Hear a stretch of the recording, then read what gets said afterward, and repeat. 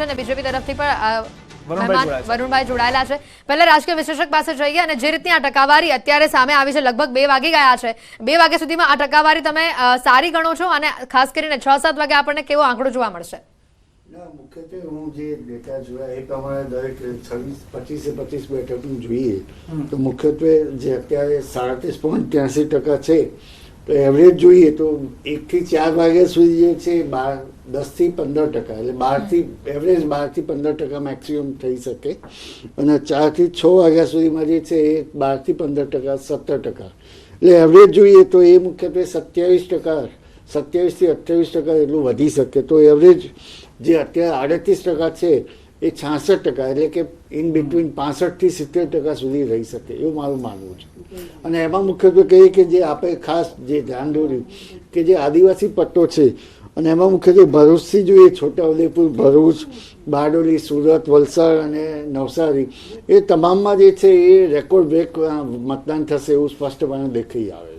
તો આંકડાઓ તો એ રીતે કહી રહ્યા છે. વરુણભાઈ, સૌથી વધારે જવાબદારી હંમેશા એવું કહેવામાં આવે છે કે ભાજપના કાર્યકર્તાઓ પર, બૂથના લેવલના નેતાઓ પર રહેતી હોય છે કે તેઓ લઈને આવે ને મતદાનમાં વધુ મતદાન થાય. કેમ કે પ્રધાનમંત્રી પણ આજે અપીલ કરી, ગૃહમંત્રીને પણ આપણે જોયા, તો હવે કદાચ એ ભાજપના નેતાઓ પણ એક્ટિવ થઈ જશે લોકોને બહાર લાવવા માટે, વધુ મતદાન કરાવવા માટેના. જો ભારતીય જનતા પાર્ટીના કાર્યકરો હંમેશા કોઈ પણ નાનામાં નાની ચૂંટણી હોય કે લોકસભા જેવી મોટામાં મોટી ચૂંટણી હોય, દરેકે દરેક ચૂંટણીમાં ભારતીય જનતા પાર્ટીના વોર્ડ વાઇઝ, બૂથ સુધી, સોસાયટીમાં અને ગામના વાહ સુધી બધે કાર્યકર હોય જ છે, અને વોટિંગ કરાવવા હંમેશા પ્રયત્નશીલ છે. કે લોકશાહીનું આ સૌથી મોટું પર્વ છે, ને લોકશાહીમાં તમારો અધિકાર અને તમારી ફરજ બે છે કે તમે વોટ કરો, અને એના માટે ભારતીય જનતા પાર્ટીનો કાર્યકર અને આખું સંગઠન સવારથી જ કામે લાગેલું છે અને સાંજ સુધી કામે લાગેલું રહેશે જ.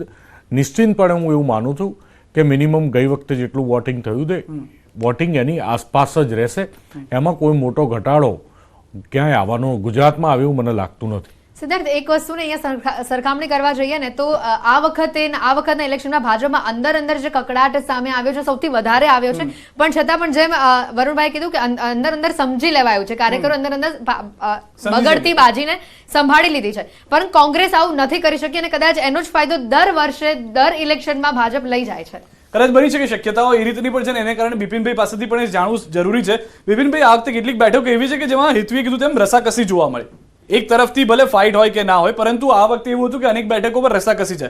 કોંગ્રેસ પણ એ પ્રયાસ કર્યો છે કે વધુ મતદાન થાય અને તેમના તરફી થાય, તેના કારણે કદાચ આંકડો ઊંચો જાય તેવું બની શકે મતદાનનો. પછી આદિવાસી વિસ્તાર હોય કે ઉત્તર ગુજરાતનો વિસ્તાર હોય, એ મુખ્યત્વે ખાસ કે આપણે રાજકોટ છે તો રાજકોટની સીટમાં પટેલ છે.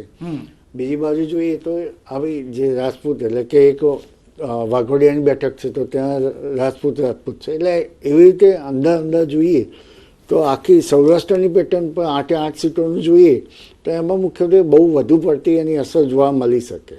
અને એમાં કોંગ્રેસના જે છે કે એમને કોંગ્રેસે અને આપે બંને જે ગઠબંધન કરેલું છે, ઇન્ડિયા ગઠબંધન, એના કારણે મુખ્યત્વે ફાયદો થઈ શકે, પરંતુ એનું કારણે આપણે પણ એમની પેટર્ન જોઈએ, વોટિંગ પેટર્નના જે બીજેપીના અને કોંગ્રેસના જે વોટ મળેલા એ જોઈએ તો એ બંને વચ્ચેની ગેપ છે 25% એવરેજ જે છે જોવા મળે, તો એ 25% જે છે ઘટીને બહુ તો 15% થાય. એટલે એની જે ઇમ્પેક્ટ છે positively no doubt voting convert થાય, પણ એ જે છે માર્જિન કન્વર્ટમાં એને વિનિંગમાં થઈ શકે કે કેમ, એક મુખ્યત્વે પ્રશ્ન છે. બિપિનભાઈ,